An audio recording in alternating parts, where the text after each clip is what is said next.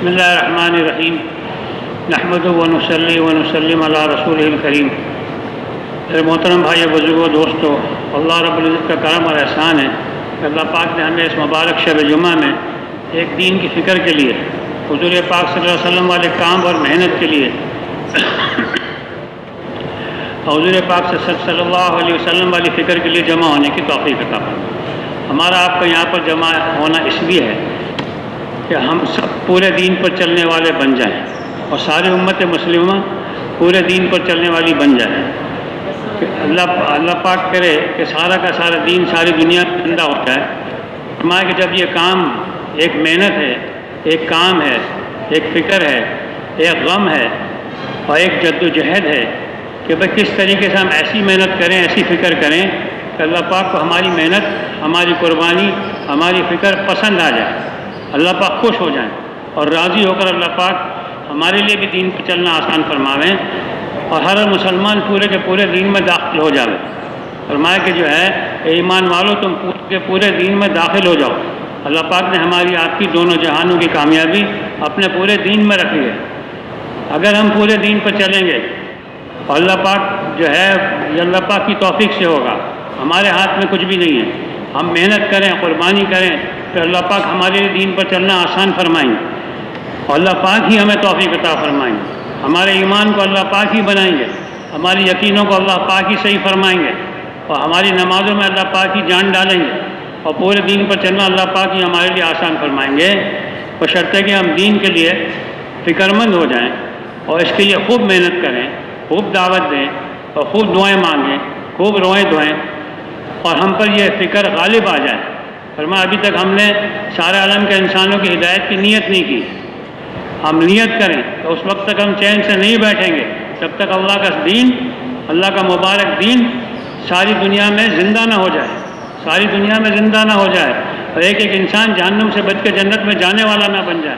یہ وہ محنت اللہ پاک نے ہمیں عطا فرمائی ہے۔ ایک ڈاکٹر ہے، اس کے پاس کسی مرض کا علاج ہے اور وہ علاج نہ کرے تو وہ ظالم کہا جائے اور یہ کہا جائے کہ یہ بہت ظلم کر رہا ہے، اس کو علاج معلوم ہے اور یہ مریض مرنے کے قریب ہے اور پھر بھی اس کا علاج نہیں کر رہا، یہ تو بہت نقصان پہنچا رہا ہے، یہ ظلم کر رہا ہے، یہ ظالم ہے۔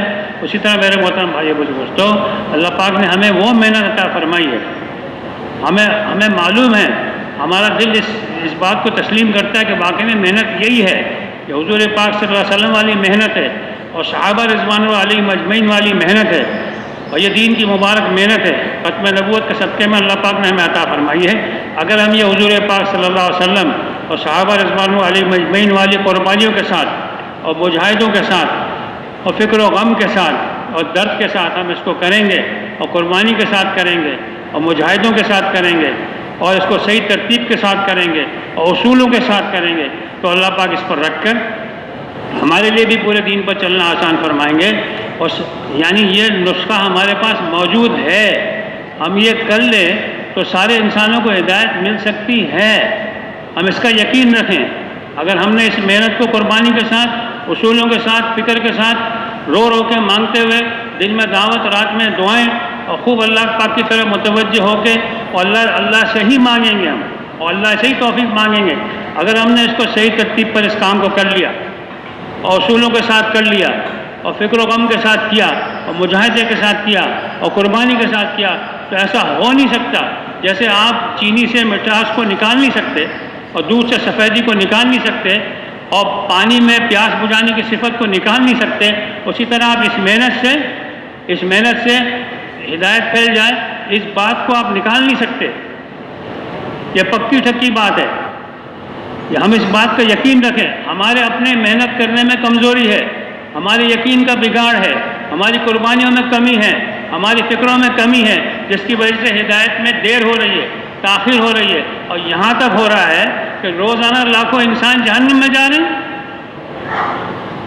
روزانہ 3 لاکھ کے قریب انسان اس دنیا سے جا رہے ہیں اور جو ہے وہ عام جیسے پوری دنیا میں جو موت کا اوسط ہے وہ تقریباً 3 لاکھ کے قریب لوگ اس دنیا سے جا رہے ہیں اور اس میں 70% غیر مسلم ہے اور جو 75% غیر مسلم ہے۔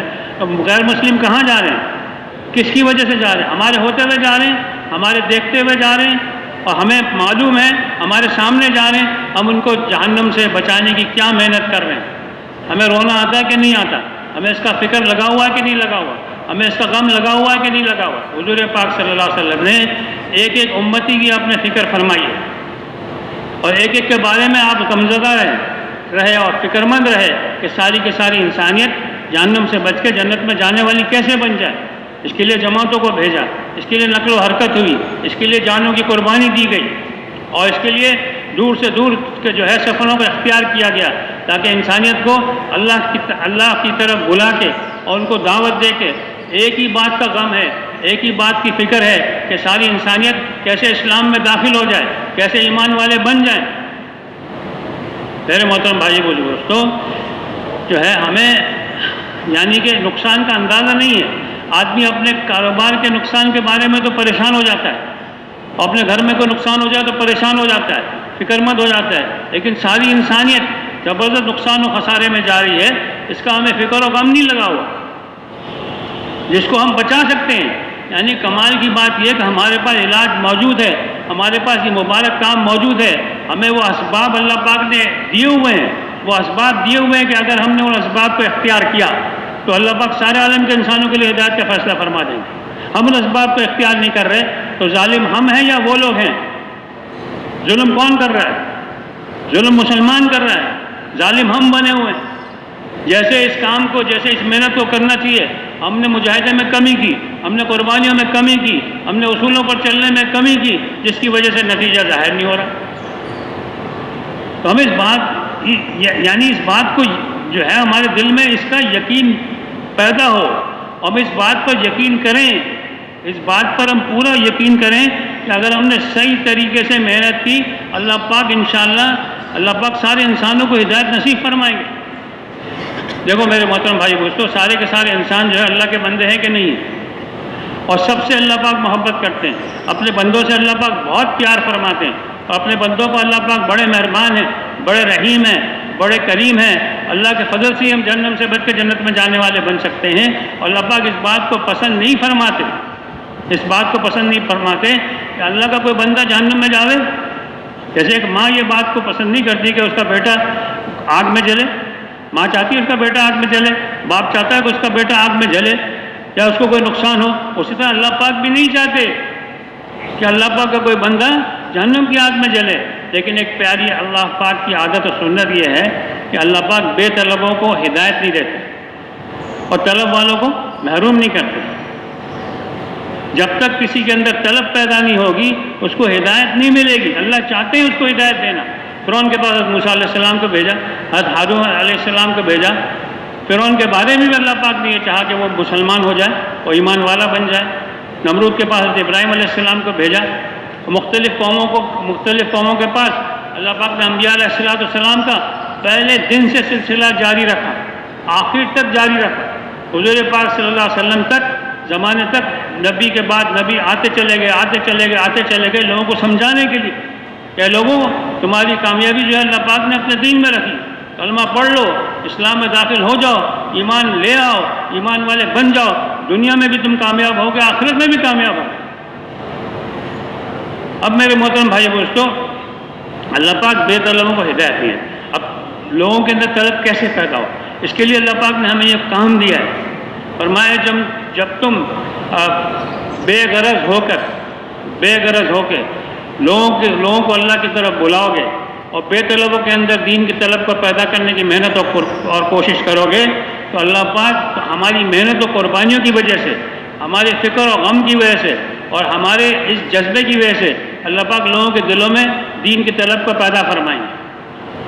یہ طلب اللہ پاک ہی پیدا فرمائیں گے، اور وہ جب طلب پیدا ہو جائے گی اللہ پاک سب کو ہدایت دے دیں گے۔ تو قصور کس کا ہے بھائی؟ مسلمانوں کا قصور ہے، میرا آپ کا قصور ہے کہ جو اللہ پاک نے ہمیں اتنی مبارک محنت دی ہم اس میں سستی کریں۔ ایک آدمی دکان پہ بیٹھا ہوا ہے اور صحیح طریقے سے کام نہیں کر رہا تو اس کا نفع میں کمی آئے گی کہ نہیں آئے گی؟ کاروبار صحیح نہیں کر رہا، کارخانہ صحیح نہیں چلا رہا، زمینداری صحیح نہیں کر رہا تو اس کے نفع میں کمی آئے گی۔ تو اس طرح دنیا میں آدمی صحیح طریقے سے صحیح ترتیب پر محنت نہ کرے تو دنیا کے نفع میں کمی آتی ہے۔ اسی طرح سے دین کی محنت اگر صحیح ترتیب سے نہیں کرے گا اور پوری محنت اور فکر اور جذبے کے ساتھ نہیں کرے گا تو دین میں کمی آئے گی کہ نہیں آئے گی؟ اور اس کا ذمہ دار کون ہے؟ اس کا ذمہ دار ہم سب ہیں۔ تو میرے محترم بھائی دوستو، اللہ پاک نے ہمیں ایسی محنت دی، مبارک محنت دی اللہ پاک نے ہمیں۔ دیکھو جو ہے وہ روم اور فارس جب مسلمان کے مقابلے میں آئے تو اللہ پاک نے مسلمانوں کو فتح نصیب فرمائی اور کئی جنگوں میں فتح نصیب فرمائی، جہادوں میں۔ اور اس کے بعد جو ہے وہ ایک بڑے پادری نے جو ان کا سب سے بڑا پادری تھا، اس نے اب سب رومیوں کو، بڑے بڑے ان کے پادریوں کو جمع کیا اور ان کے وزراء کو جمع کیا اور حکومت والوں کو جمع کیا، سب کو جمع کر کے کہنے لگا میں آپ کے سامنے ایک بہت اہم مسئلہ رکھنا چاہتا ہوں۔ تو انہوں نے کہا بھئی کیا مسئلہ ہے؟ انہوں نے کہا دیکھو جب سے ہمارے مسلمانوں سے مقابلے شروع ہوئے نا، اس کے بعد سے اب تک کئی جنگوں میں ہمارے فوجیوں کی تعداد سب ملا کے 70 لاکھ تک پہنچی۔ 70 لاکھ ہمارے فوجی ہر جنگ میں شریک ہوئے، اور مسلمانوں کی طرف سے جو مسلمانوں کا لشکر ہے اس کی کل تعداد ساری جنگوں میں ملا کے صرف 70,000، لیکن ہر جنگ میں، ہر جہاد میں مسلمانوں کو فتح ہوئی۔ اس کی وجہ کیا ہے؟ اب حیران سب کے سب، ایک طرف 70,000، ایک طرف 70 لاکھ، اور 70,000 والے غالب آ گئے، اللہ پاک نے ان کو فتح نصیب فرمائی۔ اور تو سب کہنے لگے کہ بھائی وہ تو مختلف باتیں سامنے آئیں کہ مسلمان تو جو ہے وہ مرنے کے لیے لڑتا ہے، اس کو جان کی پرواہ نہیں ہوتی، ہمارے فوجیوں کو جان کی پرواہ ہوتی ہے، وہ جان بچانے کی فکر میں ہوتے ہیں۔ بہرحال آخر میں اس نے ایک عجیب جواب دیا، اس نے کہا مسئلہ یہ ہے کہ کوئی فتح و شکست تو کس کی طرف سے ہے؟ اللہ کی طرف سے ہے۔ مسئلہ یہ ہے کہ مسلمانوں کو اور صحابہ رضوان علیہم اجمعین کو اپنے دین کی اور اپنے دین کے اور اپنی دعوت کے غم کے علاوہ کسی بات کا غم نہیں ہے۔ ان کو نہ مال چاہیے، نہ ان کو ملک چاہیے، نہ ان کو حکومت چاہیے، نہ ان کو پیسہ چاہیے، نہ ان کو زمین چاہیے، نہ ان کو تمہارا ملک چاہیے، کچھ نہیں چاہیے۔ ان کو ایک ہی بات کا غم و فکر ہے کہ اللہ کا دین ساری دنیا میں زندہ ہو جائے۔ یہ اس لیے تمہارا مقابلہ کرتے ہیں، تم سے کوئی چیز لینے کے لیے نہیں آئے، تم سے کچھ مانگتے نہیں ہیں، تمہیں کچھ دینے کے لیے آئے۔ تو میرے محترم بھائی دوستو، آج وہ جذبے میں کمی ہے، آج وہ فکر میں کمی ہے، آج وہ غم میں کمی ہے کہ ہمارے اندر بھی اگر ایک بات کا غم و فکر پیدا ہو جائے تو ہمیں مولانا عیسیٰ رحمۃ اللہ فرمایا کرتے تھے تبلیغ کا مقصد کیا ہے؟ تبلیغ کا مقصد یہ ہے کہ سارا دین ساری دنیا میں زندہ ہو جائے، سارے انسانوں کو ہدایت مل جائے، ہمیں چاہے دنیا میں ایک پھوٹی کوڑی بھی نہ ملے۔ ہم دنیا کے لیے نہیں محنت کر رہے، ہم تو تبلیغ کی محنت اس لیے کہ اللہ کا سارا دین ساری دنیا میں کیسے زندہ ہو جائے۔ یہ یقینی طور پر یہ اللہ کے وعدے ہیں، جو اللہ کے دین کی مدد کرے گا اللہ پاک اس کی مدد فرمائیں گے، اس کے قدموں کو جما دیں گے، اللہ کے کام میں لگ جائے گا اللہ پاک اس کے کام میں لگ جائیں گے۔ تو میرے محترم بھائی دوستو، ہمارا کام کیا ہے؟ ہماری طلب کیا ہونی چاہیے؟ ہمارا جذبہ کیا ہونا چاہیے؟ ہمیں کچھ نہیں چاہیے، ہمیں تو یہ چاہیے کہ ساری انسانیت جہنم سے بچ کے جنت میں جانے والی بن جائے۔ اللہ پاک ہمارے چہروں کو، ہمارے مالوں کو نہیں دیکھتے، بلکہ ہمارے دلوں کو دیکھتے ہیں، ہمارے جسم سے نکلنے والے اعمال کو دیکھتے ہیں، ہماری قربانیوں کو دیکھتے ہیں، ہماری فکر کو دیکھتے ہیں، ہمارے غم کو دیکھتے ہیں۔ تو میرے محترم بھائی بزرگوں دوستوں، آج ہمارا فکر و غم بہت بدل گیا اور اس میں بڑی کمی آ گئی۔ آج ہمارا سارا فکر و غم دنیا سے متعلق ہو گیا، دنیا میں کمی نہ آ جائے اور دنیا میں کوئی نقصان نہ ہو جائے اور دنیا سے ہم محروم نہ ہو جائیں، بس ایک ہی فکر لگا ہوا ہے۔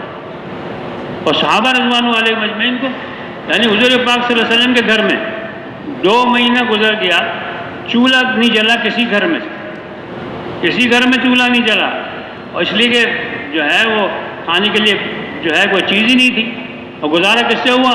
کھجور سے اور پانی سے۔ یہ قربانی کی سطح کہ جو ہے کھانے کا غم نہیں ہے، پہننے کا غم نہیں ہے، اور جو ہے مکان کا، دکان کا، کسی چیز کا فکر نہیں ہے۔ فکر ہے تو اس بات کا ہے کہ وہ اللہ کا دین ساری دنیا میں زندہ ہو جائے۔ ایک موقع پر حضور پاک صلی اللہ علیہ وسلم نے جب دنیا سے پردہ فرمانے سے چند دن پہلے احد کے شہداء کے لیے نماز جنازہ پڑھی، ان کے لیے نماز پڑھی، تو غالباً صحابہ رضوان علیہم اجمعین نے یہ فرمایا، عرض کیا کہ غالباً اللہ کے رسول صلی اللہ علیہ وسلم زندوں کو بھی رخصت فرما رہے ہیں اور مردوں کو بھی رخصت فرما دیں۔ اور اس کے بعد آپ صلی اللہ علیہ وسلم نے فرمایا کہ مجھے اس وقت جو ہے نا نماز پڑھنے کے بعد یہ فرمایا کہ میں اس وقت حوض کوثر گویا میری نظروں کے سامنے ہے، حوض کوثر میری نظروں کے سامنے ہے، اور میں اس بات سے نہیں گھبراتا کہ تم لوگ کفر و شرک میں مبتلا ہو جاؤ، میں اس بات سے نہیں گھبراتا، میں اس بات سے گھبراتا ہوں کہ دنیا تم پر ایسی پھیل پڑے جیسے پچھلی امتوں پر پھیلی تھی، اور پھر تم اس میں ایک دوسرے سبقت لے جانے کی کوشش کرو جیسے پچھلی امتوں نے کوشش کی تھی، تو پھر اللہ پاک تمہیں بھی ایسے ہلاک اور تباہ و برباد کر دیں گے جیسے اللہ پاک نے پچھلی امتوں کو ہلاک کیا۔ تو ایک موقع پر اسی طرح حضرت ابو عبیدہ رضی اللہ تعالیٰ عنہ کو جزیہ لینے کے لیے بحرین کی طرف بھیجا، تو واپس آئے، بہت سارا جزیہ لے کے آئے، اور تقریباً 2 لاکھ درہم پتہ نہیں کتنے تھے لے کر تشریف لائے۔ تو اس کے بعد جو ہے وہ مدینہ منورہ میں فجر کی نماز میں اللہ کے رسول صلی اللہ علیہ وسلم نے دیکھا کہ بہت سارے صحابہ جمع ہیں، قریب و جوار کے، دوسرے قریب کے گاؤں وغیرہ کے ساتھی بھی آ گئے، تو آپ صلی اللہ علیہ وسلم دیکھ کے مسکرائے، اور آپ صلی اللہ علیہ وسلم نے فرمایا ہاں تمہیں خبر مل گئی ہے کہ کچھ مال آیا ہے، کہ کچھ مال آیا ہے۔ تو اللہ کے رسول صلی اللہ علیہ وسلم کی عادت شریفہ تھی کہ جو بھی آتا تھا اس کو تقسیم فرما دیتے تھے۔ تو اس کے بعد پھر جو ہے نا اللہ کے رسول صلی اللہ علیہ وسلم نے فرمایا میں تمہارے جو ہے وہ اس بات سے نہیں گھبراتا کہ تم پر فقر و فاقہ آ جائے، میں اس بات سے گھبراتا ہوں، وہی بات فرمائی کہ تم پر دنیا پھیل پڑے جیسا کہ پچھلی امتوں پر پھیلی تھی، اور پھر تم اس ایک دوسرے سبقت لے جانے کی کوشش کرو جیسے کہ پچھلی امتوں نے کوشش کی تھی، تو اللہ تمہیں بھی ایسے ہی تباہ ہلاک کر دے گا، برباد کر دے گا جیسے اللہ پاک نے پچھلی امتوں کو کیا۔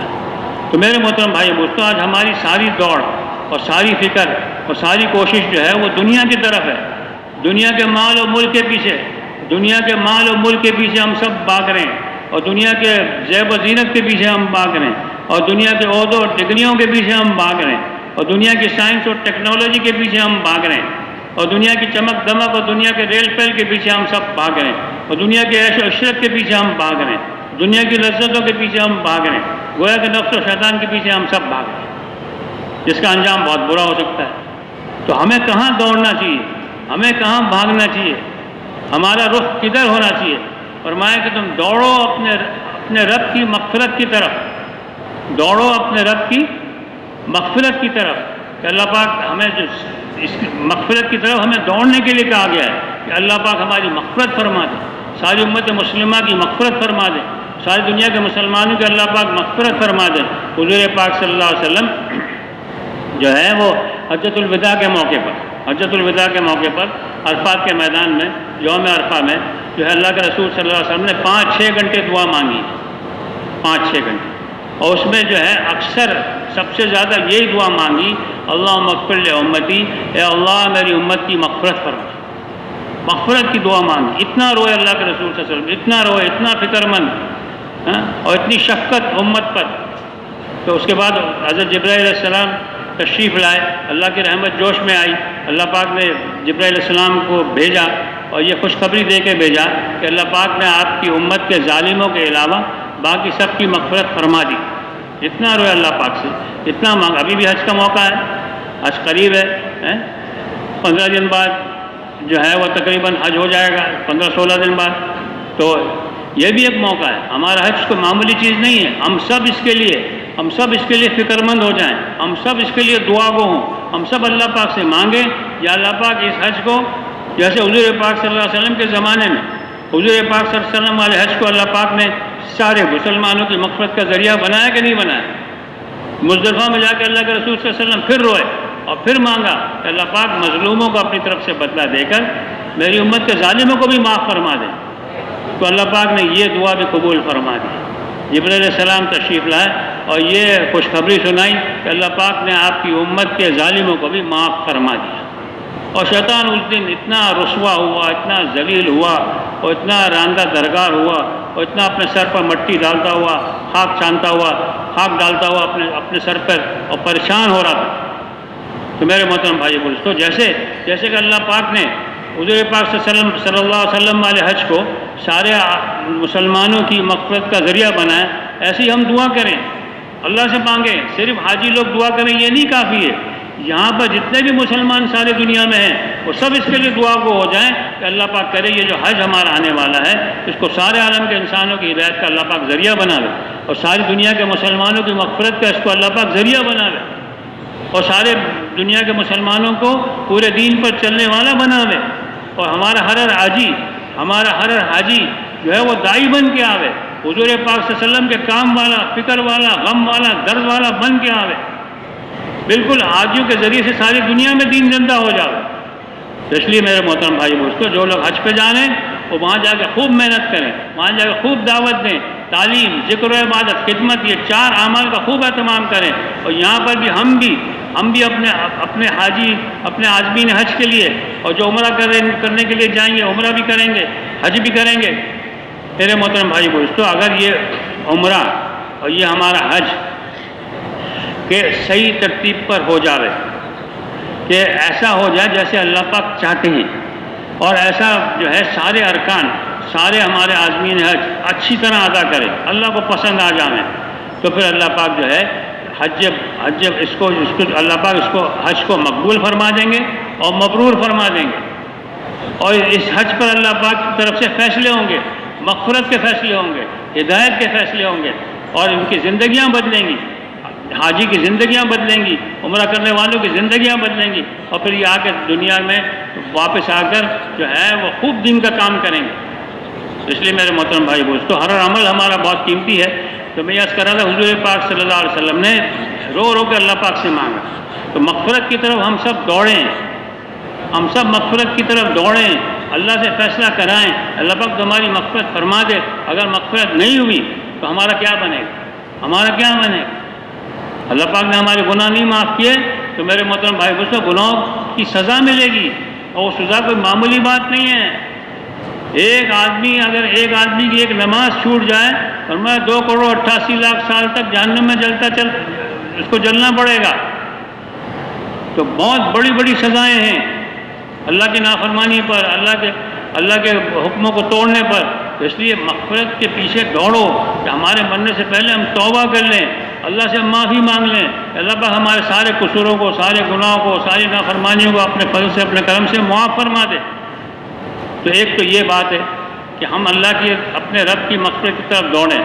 دوسرا فرمایا کہ ایسی جنت کی طرف دوڑو جس کی چوڑائی 7 زمین 7 آسمان کے برابر ہے، اور جو اللہ پاک نے متقیوں کے لیے بنائی ہے۔ اور متقی لوگ کون ہیں؟ فرمایا متقی لوگ وہ ہیں جو ہر حال میں لوگوں پر خرچ کرنے والے ہیں، اور جو اپنے غصے کو قابو میں رکھنے والے ہیں، اور لوگوں کو خرچ کرنے والے ہیں، اور لوگوں کو معاف کرنے والے ہیں۔ 3 باتیں فرمائی۔ کیا فرمائی؟ لوگوں کو خرچ کرنے والے ہیں، کہ متقی لوگوں کی 3 نشانی یہاں پر ارشاد فرمائی، اور لوگوں کو معاف کرنے والے ہیں، اور اپنے غصے کو قابو میں رکھنے والے ہیں۔ اور فرمایا اللہ پاک جو ہے محسنین سے، ایسے لوگوں سے اللہ پاک محبت فرماتے۔ تو میرے محترم بھائی دوستو، اور فرمایا کہ جو ہے دوڑو اپنے رب کی طرف، اور دوڑو اللہ کی طرف، ففروا الی اللہ، اللہ کی طرف دوڑو، اللہ سے تعلق جوڑو، اللہ کے قرب کو حاصل کرو، اللہ کی معرفت کو حاصل کرو، اللہ کو پہچانو۔ اللہ پاک کی ذات بڑی طاقت والی، بڑی قدرت والی ذات ہے، مختار کل ہے، احد ہے، صمد ہے، بے نیاز ہے، کسی کا محتاج نہیں ہے۔ ہم سب کرنے میں اللہ پاک کے محتاج ہے، وہ سب کچھ کے بغیر سب کچھ کر سکتا ہے، اور سارا کچھ اللہ کے بغیر کچھ نہیں کر سکتا۔ یہ 7 زمین 7 آسمان، اس کو اللہ پاک نے اپنی قدرت سے پیدا فرمایا۔ اللہ پاک خالق ہے، زبردست خالق ہے، اپنی قدرت سے خالق ہے، اپنے بنانے میں، اپنے پیدا کرنے میں کسی کا محتاج نہیں ہے۔ جو کچھ بنا ہے اللہ پاک نے اپنی قدرت سے پیدا فرمایا، اور اپنے بنانے میں کسی کی مدد نہیں لی، کسی سے کوئی تعاون حاصل نہیں کیا، اور کسی سے معاونت نہیں حاصل کی، بلکہ اللہ پاک نے اپنی قدرت سے، اپنے ارادے سے اور اپنے حکم سے ساری چیز کو، ساری کائنات کو، 7 زمین 7 آسمان کو، جو کچھ اس میں ہے اور جتنی بھی ہزاروں مخلوقات ہیں، ان سب کو اللہ پاک نے اپنی قدرت سے پیدا فرمایا۔ ایسی اللہ پاک کی ذات بڑی قدرت والی، جو چاہتے ہیں وہ کرتے ہیں۔ اللہ پاک نے حضرت آدم علیہ السلام کو بغیر ماں باپ کے پیدا فرمایا، حضرت حوا کو اللہ پاک نے بغیر ماں کے پیدا فرمایا، اور حضرت عیسیٰ علیہ السلام کو اللہ پاک نے بغیر باپ کے پیدا فرمایا، جو چاہتے ہیں ویسا کرتے ہیں۔ پہاڑ میں سے اللہ پاک نے ایک حاملہ اونٹنی کو نکالا جس نے آ کے بعد میں بچہ دیا، پہاڑ میں سے وہ اونٹنی نکلی ہے۔ تو میرے محترم بھائی بولے دوستو، اللہ پاک اپنے کرنے میں اللہ پاک کی طاقت کو، اللہ پاک کی قدرت کو ہم تسلیم کریں، ہم اس کو مانیں کہ اللہ پاک جو ہے بڑی طاقت والے ہیں۔ اگر اللہ پاک سے میرا تعلق جڑ گیا اور اللہ پاک کے قرب کو میں نے حاصل کر لیا اور اللہ پاک کو میں نے راضی کر لیا تو میرے دنیا آخرت کے مسائل کو اللہ پاک اپنی قدرت سے حل فرما دیں۔ اللہ پاک ہمارے لیے کافی ہے۔ اللہ پاک نے ہمیں اپنے خزانوں سے لینے کے لیے حضور پاک صلی اللہ علیہ وسلم کے مبارک اور نورانی طریقے عطا فرمائے۔ اگر ہماری 24 گھنٹے کی زندگی حضور پاک صلی اللہ علیہ وسلم کے طریقوں کے مطابق آ جائے، صبح اٹھنے سے لے کے رات کے سونے تک، میرے محترم بھائی بزرگوں دوستو، ایک سنت جو ہے وہ ساتوں زمین ساتوں آسمان سے زیادہ قیمتی ہے۔ اور اللہ پاک تک پہنچنے کا اللہ پاک تک رسائی حاصل کرنے کا سب سے بہترین ذریعہ حضور پاک صلی اللہ علیہ وسلم کی مبارک طریقے اور حضور پاک صلی اللہ علیہ وسلم کی اتباع ہے۔ فرمایا محمد صلی اللہ علیہ وسلم آپ کہہ دیجئے اگر یہ لوگ مجھ سے محبت کرتے ہیں تو یہ آپ کی اتباع کریں، اگر آپ کی اتباع کریں گے تو ان کو میں اپنا محبوب بنا لوں گا اور ان کے گناہوں کو معاف فرما دوں گا، اور اللہ پاک بڑے غفور الرحیم ہے۔ تو قابل احترام بھائی بزرگوں، ہماری مغفرت بھی اسی میں ہے اور اللہ پاک کا قرب بھی اسی کے اندر ہے۔ اللہ پاک ہمیں اپنا محبوب بنا لیں گے اگر ہم اپنے 24 گھنٹے کی زندگی کو سنت کے مطابق بنا لیں اور اس بات کی ہم نیت کریں کہ ہم حضور پاک صلی اللہ علیہ وسلم کی کامل اتباع کریں گے بھی سب انشاءاللہ، حضور پاک صلی اللہ علیہ وسلم کے کامل متبع بن جائیں ہم سب کے سب۔ صبح اٹھنے سے لے کے حضور پاک صلی اللہ علیہ وسلم نے صبح کیسے کی اور اس کے بعد پھر کیا کیا اعمال کیے، کیا کیا دعائیں پڑھی، اور پھر اس کے بعد کون کون سے اعمال کیے، پھر دوپہر میں، پھر شام میں وہ کون سے اعمال کیے اور رات میں کون سے اعمال کیے۔ 24 گھنٹے کی زندگی ہمارا کھانا پینا، پہننا اوڑھنا، سونا، چلنا پھرنا، کمانا، سب حضور پاک صلی اللہ علیہ وسلم کے طریقے کے مطابق آئے۔ فرمایا جو کھانے کے بعد یہ دعا پڑھ لیں، الحمدللہ الذی اطعمنی ھذا الطعام ورزقنی من غیر حول منی ولا قوہ، تو اس کے اللہ پاک پچھلے سارے گناہ معاف فرمائے۔ اور کپڑے پہننے کے لیے دعا، الحمدللہ الذی کسانی ھذا ورزقنی من غیر حول منی ولا قوہ، اللہ پاک اس کے پچھلے سارے گناہ معاف فرما دیتے ہیں۔ یہ کس وجہ سے ہے؟ ایک تو یہ کہ اللہ کا شکر ہم نے ادا کیا اور اس کو اللہ پاک کو یہ کھانے کو اور اس کپڑے کو اللہ سے منسوب کیا کہ کھانا ہمیں اللہ نے کھلایا، ہم نے اپنی طاقت سے یہ کھانا نہیں کھایا، ہم کمانے میں اللہ کے محتاج، اور یہ کھانے کو خریدنے میں اللہ کے محتاج، کھانے کو بنانے میں اللہ کے محتاج، کھانے کو کھانے میں اللہ کے محتاج اور کھانے کو ہضم کرنے میں اللہ کے محتاج۔ وہ ہم اس بات کا اقرار کریں کہ ہمارے ہاتھ میں کچھ بھی نہیں ہے، میں کچھ نہیں کر سکتا، سارے نظام کو چلانے والی ذات اللہ پاک کی ہے، وہ ہمارا مالک ہے، وہ زبردست طاقت و قدرت والا ہے، وہی ساری دنیا کے کائنات کے نظام کو تنے تنا چلا رہا ہے۔ تو اسی طرح کپڑا ہے، آدمی فرمائے جو ہے حدیث پاک کا مفہوم ہے کہ اللہ پاک نے اپنے لیے ظلم کو حرام قرار دے دیا، تم بھی ایک دوسرے پر ظلم مت کرو، اور فرمائے تم سب کے سب گمراہ ہو سوائے اس کے جس کو اللہ پاک ہدایت دے۔ تو اپنی ہدایت اللہ پاک سے مانگو، ہدایت اللہ پاک کے ہاتھ میں ہے۔ ہدایت کون دے گا بھائی؟ اللہ دیں گے۔ ایک تو یہ کہ بھائی ٹھیک ہے، ہم ضرور شکر گزار ہیں اپنے ماں باپ کے، ہم ضرور شکر گزار ہیں اپنے گھر والوں کے، ہم ضرور شکر گزار ہیں کہ اس ماحول کی وجہ سے، ایمانی ماحول کی وجہ سے اللہ پاک نے ہمیں مسلمان بنایا، لیکن اصل میں ہمیں اللہ پاک نے ہدایت دی ہے، ہمارے والدین نے ہمیں ہدایت نہیں دی، ہمارے گھر والوں نے ہمیں ہدایت نہیں دی، ہمارے برادری نے ہمیں ہدایت نہیں دی۔ ہمیں ہدایت کس نے دی ہے بھائی؟ اللہ نے دی ہے، اس بات کا یقین کریں۔ تو فرمائیں کہ جو ہے وہ ہدایت اللہ کے ہاتھ میں ہے، اور فرمائے تم سب کے سب بھوکے ہو سوائے اس کے جس کو اللہ پاک کھانا کھلائے، تم اپنی روزی اللہ سے مانگو، اللہ پاک تمہیں کھانا کھلائے گا۔ ہم سمجھتے ہیں ہم کماتے ہیں تو کھاتے ہیں، ہم کماتے ہیں تو کھاتے ہیں نا، اور پیسہ ہوتا تو کھاتے ہیں، پیسہ نہیں ہوگا تو کہاں سے کھائیں گے بھائی؟ اللہ پاک پیسے کا محتاج ہے، اللہ پاک ہماری محنت کا محتاج ہے، اللہ پاک ہماری منصوبہ بندی کا محتاج ہے، اللہ پاک ہمارے عقل کا، ہماری سمجھ کا، ہماری صلاحیتوں کا محتاج ہے؟ کچھ نہیں، آدمی اپنی عقل سے کچھ نہیں کر سکتا ہے، یہ جو کچھ ہے اللہ کی توفیق سے ہے۔ آدمی مال بھی کماتا ہے، یہ بھی اللہ کی توفیق سے کماتا ہے، وہ بھی جو اللہ نے اس کے مقدر میں لکھا وہ اس کو ملتا ہے، اور اس کے بعد جو چیزیں لاتا ہے وہ بھی اللہ کی توفیق سے ہے، پھر اس کے بعد اس کو کھاتا ہے وہ بھی اللہ کی توفیق سے، بھوک کا لگنا بھی اللہ کی توفیق سے ہے، پیٹ کا بھرنا بھی اللہ کی توفیق سے ہے، اور اس کے بعد اس کا صحت کا ملنا بھی اللہ کی توفیق سے ہے، بیماری بھی اللہ پاک کے ہاتھ میں، صحت بھی اللہ پاک کے ہاتھ میں۔ ایک ہی دسترخوان پہ بیٹھے ہوتے ہیں اور اس میں سے کوئی بیمار ہو گیا، باقی سب صحت مند ہے، کھانا ایک ہی کھانا کھایا، ایک آدمی بیمار ہو، باقی سب صحت مند ہے۔ کہ اللہ پاک دکھاتے کھانے میں کچھ نہیں ہے، میرے ہاتھ میں جو کچھ ہے، تو فرمایا کہ جو ہے سب کے سب ننگے ہیں سوائے اس کے جن کو اللہ کپڑا پہنائے، تم اپنے کپڑے اللہ سے مانگو، اللہ تمہیں کپڑا دے گا۔ نہیں، میں نے اپنے پیسہ ہے نا، پیسہ ہے، میں پیسے سے خریدوں گا، تو پیسے سے کپڑے ملیں گے، اللہ کی توفیق سے ملیں گے۔ بولو بھائی، کپڑے دینے والی ذات اللہ کی ہے، ہم اس کا یقین، سارا جو کچھ بھی ہمارے پاس ہے کس نے دیا ہے بھائی؟ اللہ نے دیا ہے۔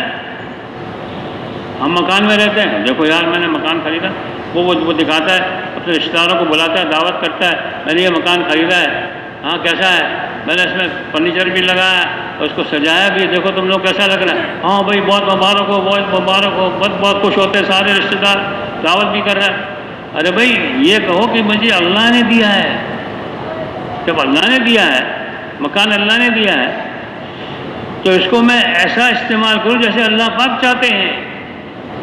میرے مکان میں پھر کوئی اللہ کی نافرمانی نہیں ہوگی، میرے مکان میں کوئی سنت کے خلاف کام نہیں ہوگا، میرے مکان میں کوئی خرافات نہیں ہوگی۔ سمجھ رہے میری بات؟ نہیں سمجھ رہے؟ ہاں، میں اپنے مکان کے ذریعے سے میں اپنے اللہ کو ناراض نہیں کر سکتا۔ بھائی کوئی آدمی آپ کو 10 کروڑ روپے لا کے دے دے، کتنے دے دے بھائی؟ آپ اس کو ناراض کرو گے؟ ابے بھائی وہ کہے گا بھائی دیکھو اس کو اس طرح خرچ کرنا ہے، اور جیسے آپ بولیں حضرت، جیسے آپ بولیں ویسے میں خرچ کروں گا۔ کیوں؟ اس نے دیا ہے نا، اس نے آپ پر احسان کیا۔ تو اللہ پاک نے ہمیں مکان دیا، اللہ پاک نے ہم پر احسان کیا کہ نہیں کیا؟ بولو بھائی۔ اب اس کو جب اللہ پاک نے ہم پر احسان کیا، اللہ کی نعمت ہے، اب اس کے اندر ہم بیٹھ کے اللہ کی نافرمانی کریں گے، گناہ کریں گے، اللہ کو ناراض کریں گے؟ طے کر لو، میں نے اپنے گھر میں کوئی نافرمانی ہوتے ہوئے میں دیکھ نہیں سکتا، سنت کے خلاف کوئی کام نہیں ہوگا۔ اسی طرح اللہ پاک نے ہمیں دکان دی، ہم کہتے ہیں میں نے دکان خریدی، دیکھو یار پورا میں نے اس میں سامان لگایا، یہ دکان کس نے دی ہے بھائی؟ اللہ نے دکان دی، اور اس میں بیٹھ کے نافرمانی کر رہا ہے، جھوٹ بول رہا ہے، دھوکہ دے رہا ہے، غلط بیانی کر رہا ہے، اپنا ہی نقصان کر رہا ہے بھائی۔ جو سچا تاجر ہوگا اس کا حشر کس کے ساتھ ہوگا؟ انبیاء علیہ السلام کے ساتھ، صدیقین کے ساتھ حشر ہوگا۔ یہ بھول جاتا ہے، کمانے میں لگا ہوا، کمانے میں لگا ہوا، صبح شام دن رات ایک ہی بات کی فکر ہے، زیادہ سے زیادہ میں کیسے کما لوں۔ بھائی کماؤں گا لیکن کمانے میں اللہ کی نافرمانی نہیں کروں گا، اللہ کے حکموں کے مطابق میں کاروبار کروں گا، حضور پاک صلی اللہ علیہ وسلم کے بتائے ہوئے طریقوں کے مطابق، شریعت کے اصولوں کے مطابق میں کام کروں گا، کاروبار کروں گا۔ پھر یہ کاروبار مجھے جو ہے اس کے ذریعے سے مجھے حلال روزی ملے گی، اور اس کے ذریعے سے اللہ پاک مجھے جنت بھی دیں گے انشاءاللہ۔ تو ہر کام میں ہم کمانے میں پابند ہیں اللہ کی اور اللہ کے رسول کے، کھانے پینے میں پابند ہیں اللہ اس کے رسول کے، پہننے اوڑھنے میں ہم پابند ہیں، جو مرضی پہن لو بھائی، میرے پیسہ میرا ہے۔ اب دیکھو آ رہی ہے عید، آ رہی ہے، اب عید میں آپ دیکھ لیجیے گا ہر آدمی اپنی مرضی کے کپڑے سلا رہا ہے، اور پوچھتا ہے علماء سے جا کے پوچھو بھائی کون سا کپڑا پہننا چاہیے، کون سا کپڑا نہیں پہننا چاہیے، کیسے پہننا چاہیے، بچوں کو کیسے کپڑے پہنانے چاہیے اور بچوں کو کیسے کپڑے پہنانے چاہیے۔ سوچیں اس پر۔ نہیں، میں سنت کے خلاف کوئی کام نہیں کروں گا۔ اب اتنا مبارک دن آ رہا ہے، جس فرمایا کہ جو ہے وہ یہ جو ذی الحجہ کے جو دن ہے نا، 10، 11، 12 جو قربانی کے دن ہے، فرمایا اس میں اللہ پاک کو سب سے پسندیدہ عمل جو ہے نا، وہ اللہ کے نام پر جانور قربان کرنا، خون بہانا ہے۔ اللہ کو سب سے زیادہ پسند ہے، سب سے زیادہ محبوب ہے۔ اس میں ہم جو ہے بڑھ چڑھ کے قربانی کریں. ہر آدمی جس پر بھی قربانی واجب ہے علماء سے پوچھیں, مسئلہ پوچھیں, قربانی کس پہ واجب ہے. اگر وہ جو ہے وہ پورے سال سے صاحب نصاب چلا آ رہا ہے اس پہ واجب ہے, نہیں بھائی ان دونوں میں کوئی صاحب نصاب ہے اس پر بھی قربانی واجب. کوئی پوچھے علماء سے تو ہم بغیر اس کی پریشان ہوئے, یار میں تو یہ 50,000 کا بکرا لوں گا تو پھر کیا کروں گا, یا 25,000 کا میں حصہ ڈالوں گا گائے میں تو میرے تو پیسے ختم ہو جائیں گے یا میرے پیسے کم ہو جائیں گے, پھر پریشان ہو جاؤں گا. نہیں, یہ تو اللہ کے نام پر ہم قربانی دے رہے ہیں بھائی. اللہ کو یہ عمل بہت پسند ہے, ہم سب نیت کریں گے, خوب قربانی کریں گے بھائی انشاءاللہ. اللہ کے نام پر جارون قربان کریں گے, خون بہائیں گے. حضور پاک صلی اللہ علیہ وسلم نے 100 اونٹ قربان کیے تھے حج کے موقع پر. 100 اونٹ, 63 اپنے ہاتھوں سے اور باقی 37 جو ہے وہ صحابہ کے ذریعے سے. اور اس میں بھی جو ہے نا کچھ اونٹ جو ہے وہ بھاگ گئے, 5-7 اونٹ کچھ بھاگ گئے. تو پتہ ہی چلا اس لیے بھاگے کہ کیونکہ حضور پاک صلی اللہ علیہ وسلم نے اپنی ہاتھ سے قربانی کرنا چھوڑ دیا, نہر کرنا چھوڑ دیا, اس لیے وہ بھاگ گئے ناراض ہو کر. جب آپ صلی اللہ علیہ وسلم نے اپنے ہاتھ میں دوبارہ چرا لیا وہ سب آگے بھاگتے ہوئے, ٹھیک ہے آپ ہمیں قربان کریں. ایسے ان کو جانور میں بھی ایسی اللہ پاک نے سمجھ دی ہوئی تھی اور ایسی محبت تھی, ایسی عقیدت تھی کہ وہ بھی دوڑ دوڑ کے آئے کہ بے شک ہماری جان چلی جائے لیکن اللہ کے رسول کے ہاتھ سے جائے. تو اس طرح سب ہم قربانی کی نیت کرتے ہیں نا انشاءاللہ. تو میرے محترم بھائی دوستو, اسی طرح جو ہے یہ 8, 9, 10 جو ہے ذی الحجہ کی راتیں بھی بہت قیمتی ہیں. یہ راتیں بھی جاگنے کے لیے ہیں, یہ راتیں بھی عبادت کی جاتے ہیں.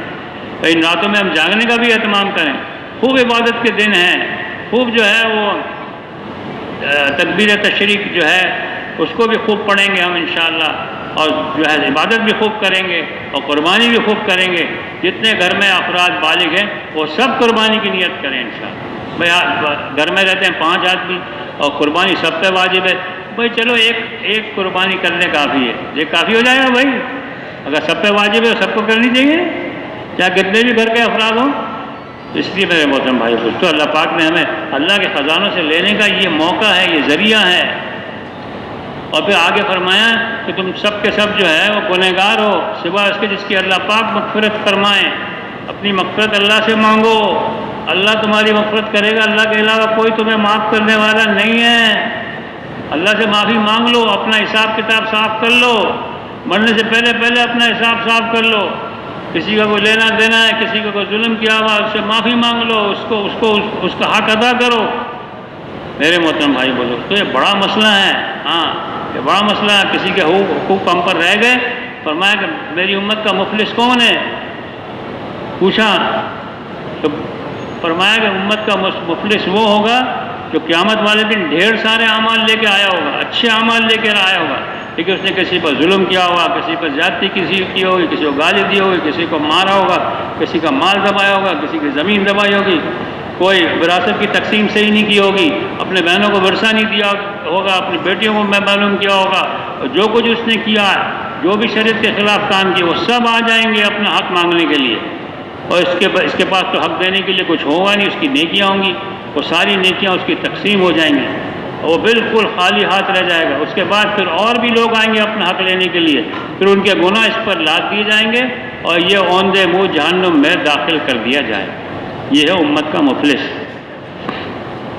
تو میرے محترم بھائی دوستو, عقل مند آدمی وہ ہیں جو مرنے سے پہلے مرنے کی تیاری کرے اور بھرپور تیاری کرے اور صحیح تیاری کرے اور اچھی طرح تیاری کرے اور خوب اللہ سے مانگے, یا اللہ پاک مرنے سے پہلے مجھے سدھار دے, مرنے سے پہلے میرے دل کے یقین کو صحیح فرما دے, اور مرنے سے پہلے میرے جسم سے نکلنے والے اعمال کو صحیح فرما دے. نماز کتنا بڑا عمل ہے. جس کی نماز اچھی اور پوری نکل آئی اس کی باقی اعمال بھی اچھے نکلیں گے. جس کی نماز خراب نکلی اس کے باقی اعمال بھی خراب نکلیں گے. آج ہم نماز کو بھائی مغرب کی نماز پڑھ لی سب نے, بھائی بولو بھائی. اب میں اگلا سوال کروں, کیسی پڑھی, اس کا جواب ہے کسی کے پاس؟ اچھی پڑھی, بری پڑھی, صحیح پڑھی, غلط پڑھی, بھائی اس کو سوچنے کی ضرورت ہے. بھائی جس کی نماز اچھی نہیں نکلی اس کے باقی اعمال بھی اچھے نہیں نکلیں گے. نماز ہماری جاندار ہو جائے، اس کے لیے ہم کیا کوشش کر رہے ہیں، کیا محنت کر رہے ہیں۔ نماز کے بعد فرمائیں پوری بھری مسجد میں ایک وقت ایسا آئے گا کہ ایک آدمی بھی خشوع سے نماز پڑھنے والا نہیں ہو۔ اللہ ہم سب کی حفاظت کرنا۔ فرمائیں نفاق کے خشوع سے اللہ سے پناہ مانگو، نماز کے بارے میں اللہ سے ڈرو، نماز کے بارے میں اللہ سے ڈرو، نماز کے بارے میں اللہ سے ڈرو۔ بہت ہم دعا، یا اللہ مجھے اچھی طرح اور پوری طرح قیام کرنے کی، رکوع کرنے کی، سجدہ کرنے کی، قومہ کرنے کی، جلسہ کرنے کی، تشہد میں اچھی طرح بیٹھنے کی، اچھی طرح سلام پھیرنے کی، اچھی طرح تکبیرات کہنے کی، اللہ مجھے توفیق عطا فرما۔ بھائی نماز پہ بڑی محنت، آج ہمیں نماز کی طاقت کا اندازہ نہیں ہے، نماز کی طاقت کا ہمیں اندازہ نہیں، نماز کتنی طاقتور چیز ہے، اللہ کے خزانوں سے لینے کا بہترین ذریعہ ہے اور اللہ کی رحمت کو متوجہ کرنے والی ہے۔ اس کی نماز صحیح ہوگی، فرمایا اللہ کی رحمتیں برکتیں نازل ہوں گی، اللہ پاک اس کی مدد فرمائیں گے، اس کے مسائل کو حل فرمائیں گے اور اللہ پاک اس سے راضی ہو جائیں گے۔ ایسی نمازوں کے ذریعے سے اللہ پاک ہمارے گناہوں کو بھی معاف فرمائیں گے، ہماری دعاؤں کو بھی قبول فرمائیں گے۔ لیکن نماز ہو، فرمایا جو ہے وہ بدترین چور وہ ہے جو نماز میں سے چوری کرے۔ نماز میں سے کیسے چوری کر سکتا ہے؟ فرمایا جو رکوع سجدہ اچھی طرح نہ کرے۔ وہ کون ہے بھائی؟ رکوع سجدہ اچھی طرح نہ کرے وہ کون ہے؟ چور ہے؟ تم نے سنا ہی نہیں پوری بات میں۔ بدترین چور ہے، چور نہیں ہے صرف، بدترین چور ہے وہ شخص جو نماز میں سے چوری کرے۔ تو بھائی سب نیت کرتے ہیں انشاءاللہ، ہاں اچھی طرح قیام کریں گے۔ بھائی دیکھو ہماری نماز اچھی نہیں ہوئی، کیا پتہ یار، پتہ سمجھ میں نہیں آتا میرا، کبھی دھیان ہوتا ہے کبھی نہیں ہوتا ہے، کبھی یقین ہوتا ہے کبھی نہیں ہوتا ہے، کبھی طریقہ صحیح ہوتا ہے کبھی نہیں ہوتا ہے، کبھی فضائل کا استعدار ہوتا ہے کبھی نہیں ہوتا ہے۔ پڑھ رہے ہیں عادتاً نماز پڑھ رہے ہیں، اپنی نماز پہ بڑی محنت کرنے کی ضرورت ہے۔ ہماری نماز سب سے پہلے نماز کا حساب ہوگا، اور آدمی سب سے زیادہ قریب جو ہے نا سجدے کی حالت میں ہوتا ہے، سب سے زیادہ ایسا ہے جیسا کہ اللہ کے قدموں پر اس نے اپنا سر رکھ دیا۔ پھر آدمی کو اٹھانے کا جی چاہے گا؟ اگر آپ کو اس کا احساس ہو جائے اور یقین ہو کہ میں نے اللہ کے قدموں میں سر رکھ دیا، پھر آدمی اللہ کے قدموں پر سے سر اٹھائے گا؟ آپ نے نہیں اٹھائے، کہ میں یہیں پہ پڑھا رہا ہوں، دیر تک سجدہ کرتا ہوں، اس میں مزہ آ رہا ہے، لذت آ رہی ہے، حلاوت مل رہی ہے، اور بہت زیادہ جیسے آج آدمی، جیسے ہم لوگ ہمیں آج جو ہے کھانے پینے میں مزہ آتا ہے، ایسے نماز میں مزہ آئے گا۔ یہ نماز ہماری صحیح ہو جائے میرے محترم بھائی، تو اس کے لیے اپنی نماز کو بڑی محنت کرنے کی ضرورت ہے۔ یہ دعوت تبلیغ کی محنت جو ہے، یہ عبادات کا صحیح نیش پر قائم ہونا، فرمایا جو ہے کہ اللہ پاک اس کو دیکھیں گے کہ تم میں سے کون اچھے اعمال لے کے آیا، بڑھیا اعمال لے کے آیا، خوبصورت اعمال لے کے آیا، حسین اعمال لے کے آیا۔ تو اللہ پاک ہمارے صرف اعمال کو نہیں دے، اعمال کا وزن ہوگا، وزن۔ اچھا اعمال میں سے جان کیوں نکلی ہوئی ہے پتہ ہے؟ ہمارے اعمال میں سے جان کیوں نکلی ہوئی؟ میں اپنی بات کر رہا ہوں، ہم پر دنیا کی محبت غالب آئی۔ ایک دفعہ عبداللہ بن مسعود رضی اللہ تعالیٰ عنہ اپنے ساتھیوں کے ساتھ، تابعین تھے زیادہ، بیٹھے ہوئے تھے، پوچھا جو ہے کہ ارشاد فرمایا کہ تمہاری نیکیاں تو صحابہ سے بھی زیادہ ہیں، بعض صحابہ سے تمہاری نیکیاں زیادہ ہوں گی، اس لیے کہ تم لوگ بچپن ہی سے مسلمان ہوئے ہو اور جوانی سے انہوں نے عبادت شروع کر رکھی ہے، ہاں تو ان سے یعنی تعداد کے اعتبار سے، نیکیوں کی تعداد کے اعتبار سے تمہاری نیکیاں ان سے بڑھ جائیں گی، لیکن وہ درجوں میں اور آخرت میں تم سے بہت آگے ہوں گے۔ انہوں نے پوچھا، حیران ہوئے، جب نیکیاں ہماری زیادہ ہوں گی تو ہم سے آگے کیسے بڑھ جائیں گے؟ تو فرمایا کہ وہ تمہارے مقابلے میں دنیا سے بہت بے رغبت تھے اور آخرت کے بہت زیادہ مشتاق۔ دنیا سے جتنی بے رغبتی ہوگی اور جتنی دنیا کی محبت ہمارے دلوں سے نکلی ہوئی ہوگی، اور جتنی ہمارے اندر آخرت کی محبت، آخرت کا شوق ہوگا، آخرت کی فکر ہوگی، آخرت کی محنت میں ہم لگے ہوئے ہوں گے، مرنے سے پہلے مرنے کی تیاری کرنے میں لگے ہوئے ہوں گے، اور دنیا کی کوئی پرواہ نہیں کریں گے، دنیا کی کوئی پرواہ نہیں کریں گے، کھانے پینے پہننے اوڑھنے کے پیچھے نہیں بھاگیں گے، دکان کارخانوں کے پیچھے نہیں بھاگیں، بھائی جو مل گیا وہ لے لیا، جو آ گیا وہ آ گیا، اللہ کی طرف سے جو مقدر پہ لکھا اللہ پاک ہمیں دیں گے۔ تو ہمارے اعمال میں جان پڑے گی، ہمارے اعمال وزندار ہوں گے۔ سعید بن عامر رضی اللہ عنہ کا قصہ ہے، وہ ہمس کے گورنر بنائے گئے، ٹھیک ہے۔ تو جب گورنر بنائے گئے تو اس کے بعد پھر حضرت عمر رضی اللہ تعالیٰ عنہ کا زمانہ تھا، اور حضرت عمر رضی اللہ عنہ اپنے گورنروں کی بڑی خیر خبر رکھتے تھے اور فکر مند رہتے تھے کہ میرے گورنر صحیح کام کر رہے ہیں کہ نہیں کر رہے۔ تو انہوں نے ہمس والوں سے پوچھا کہ بھئی یہ گورنر ہمارا جو کیسا کام کر رہا ہے؟ کہنے لگا ہمیں اس سے جو ہے نا 4 شکایتیں۔ کتنی شکایتیں؟ 4 شکایت۔ اور پہلی شکایت تو یہ ہے کہ صبح وہ دیر سے آتے ہیں، کہنے لگا ہاں یہ تو بڑی شکایت ہے۔ دوسری شکایت یہ ہے کہ وہ رات کا وقت ہمیں نہیں دیتے، جب چلے جاتے ہیں تو پھر دوبارہ ہمارا کوئی کام نہیں کرتے، یہ بھی بڑی شکایت ہے۔ تیسری شکایت یہ کہ مہینے میں ایک چھٹی کرتے ہیں۔ کتنے بھائی؟ مہینے میں ایک چھٹی کرتے ہیں، کہنے کہ یہ بھی بڑی شکایت ہے۔ تو چوتھی شکایت یہ ہے کہ کبھی کبھی ان پر غشی کا دورہ پڑتا ہے اور وہ بے ہوش ہو جاتے ہیں تھوڑی دیر کے لیے، پھر ہوش آ جاتے ہیں، پھر کام میں لگ جاتے ہیں۔ میں کہا یہ بھی بڑی شکایت ہے۔ میں نے کہا میں کسی وقت تم دونوں کو جمع کروں گا، گورنر کو بھی جمع کروں گا اور ہمس والوں کو بھی جمع کروں گا، تو میں پوچھوں گا کیا معاملہ ہے۔ تو ایک دفعہ انہوں نے جمع کیا تو حضرت سعید بن عامر رضی اللہ تعالیٰ عنہ سے پوچھا کہ بھئی یہ کچھ لوگ آپ کی شکایت کر رہے ہیں، انہیں کیا شکایت ہے؟ میں نے کہا بتاؤ بھائی کیا شکایت ہے؟ میں نے کہا پہلی شکایت تو یہ کہ صبح دیر سے آتے ہیں۔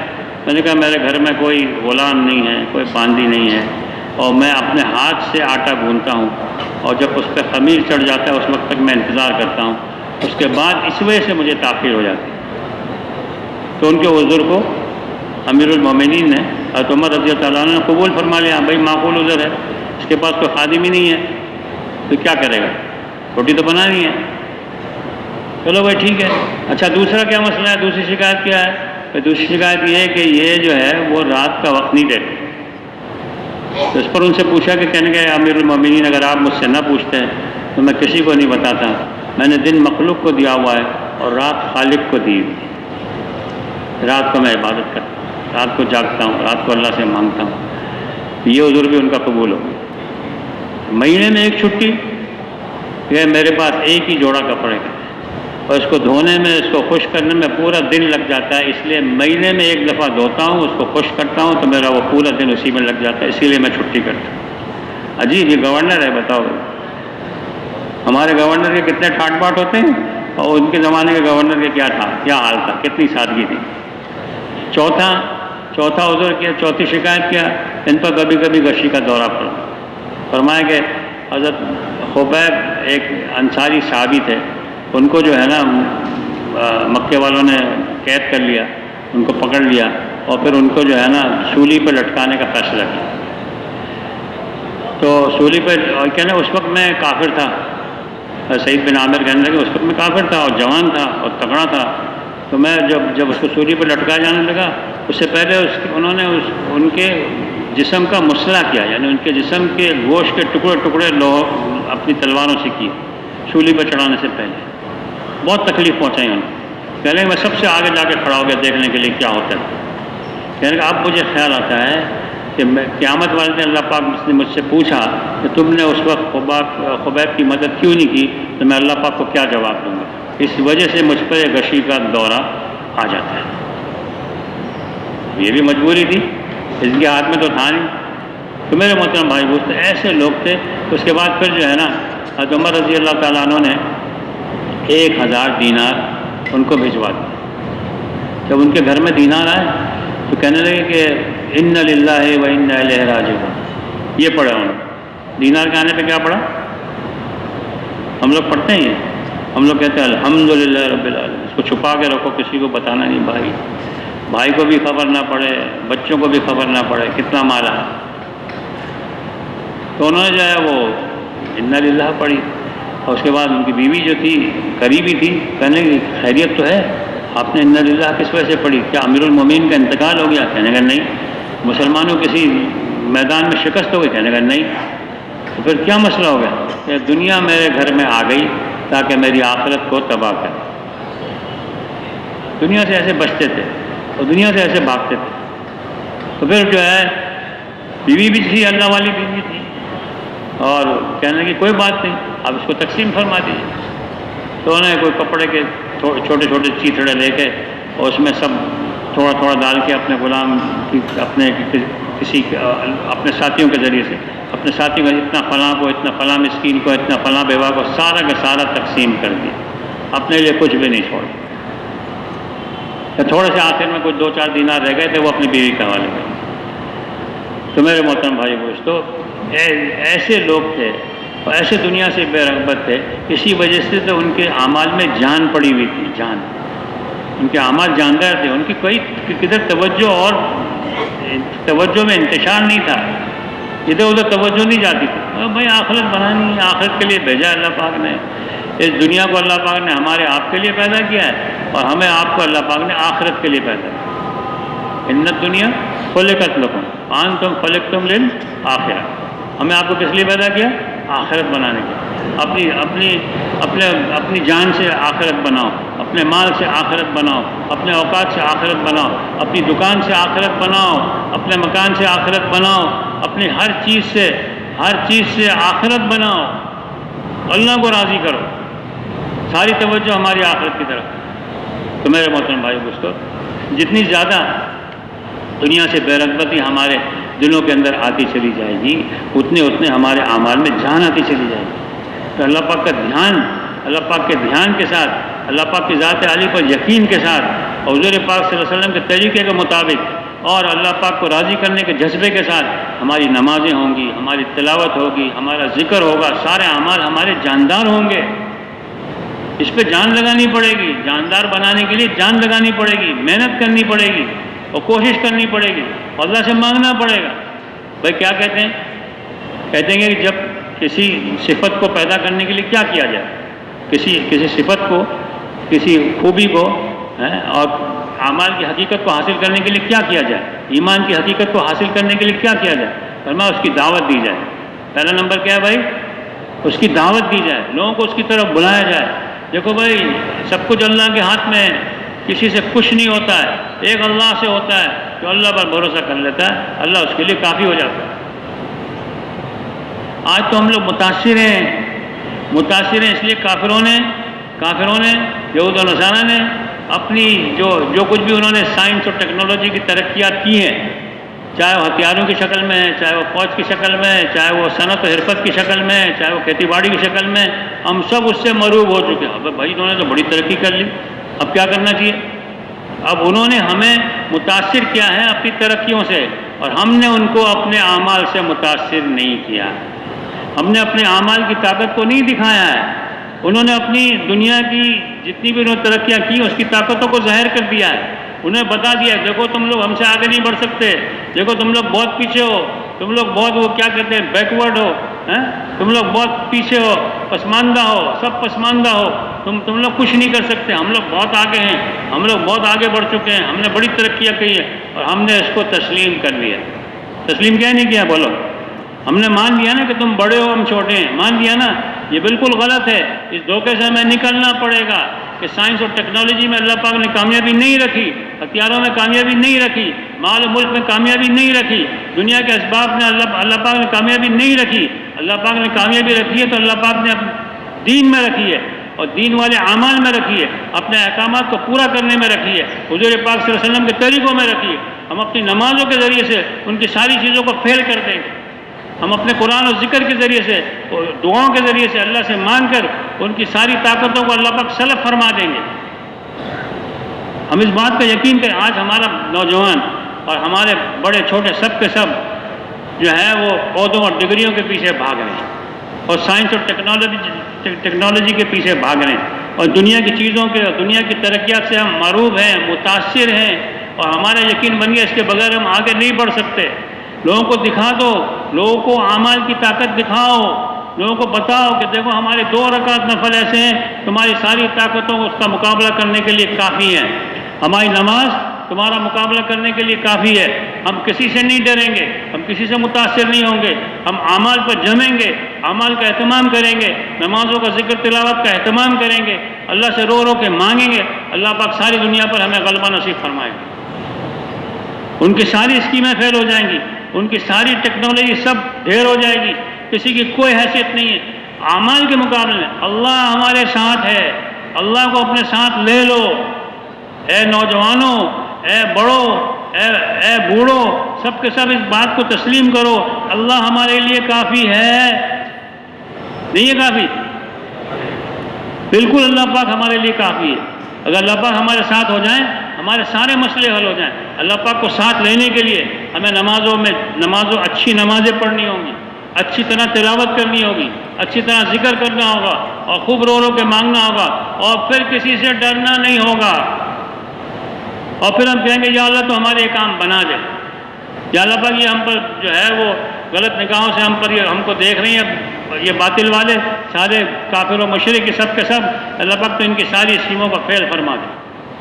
اللہ پاک ان کی ساری اسکیموں کا فیل فرما دے گا، اور ان کے پاس کوئی اور دوسرا راستہ نہیں ہوگا سوائے اس کے کو اسلام میں داخل ہونا۔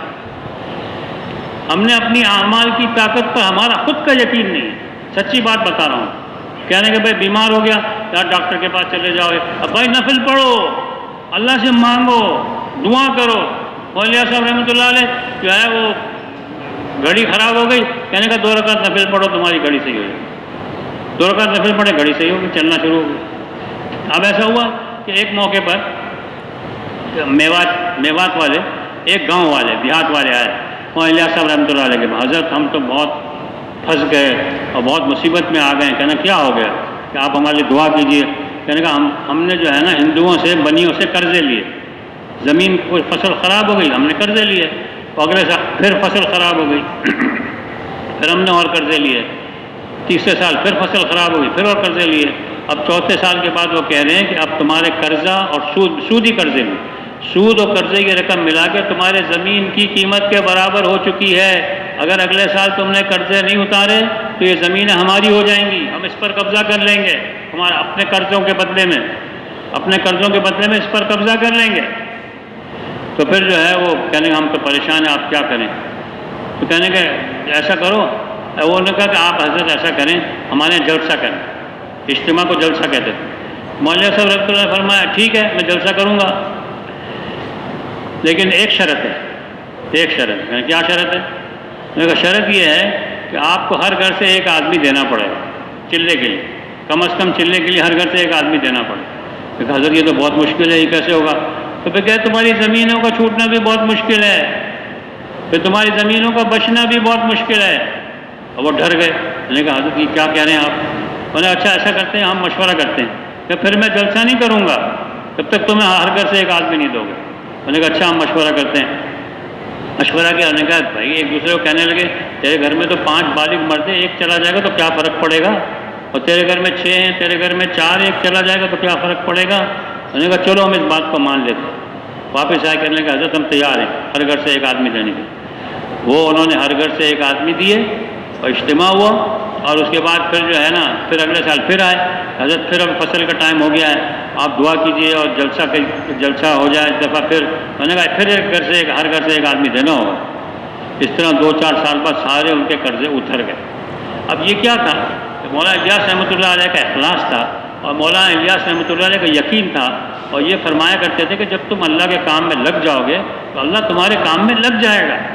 اب ایسا نہیں کہ یہ ثواب کی نیت سے ثواب ملے گا اپنی جگہ پہ، ثواب کی نیت سے ہم جماعت میں جا رہے ہیں، چلے میں جا رہے ہیں، 4 مہینے میں جا رہے ہیں، ثواب بھی ملے گا، لیکن ہمارا یقین ہو جس اللہ کے راستے میں قربانی کے ساتھ نکلنے میں اللہ پاک ہمارے دنیا آخرت کے مسائل کو حل فرمائیں گے، دنیا آخرت کے مسائل کو حل فرمائیں گے۔ جب صحابہ رضوان علیہ مجمعین نے اس کام کو قربانی کے ساتھ کیا تو 5 طریقے سے اللہ پاک نے ان کا اکرام فرمایا۔ وہ بہت غریب مسکین تھے، اللہ پاک نے ان کے قدموں پر روم اور فارس کے خزانوں کو ڈھیر کر دیا، اتنا مال دیا کہ ان کے کمرے بھرے ہوئے ہوتے اس کام کرنے کی وجہ سے، حالانکہ انہوں نے اس نیت سے کام نہیں کیا تھا۔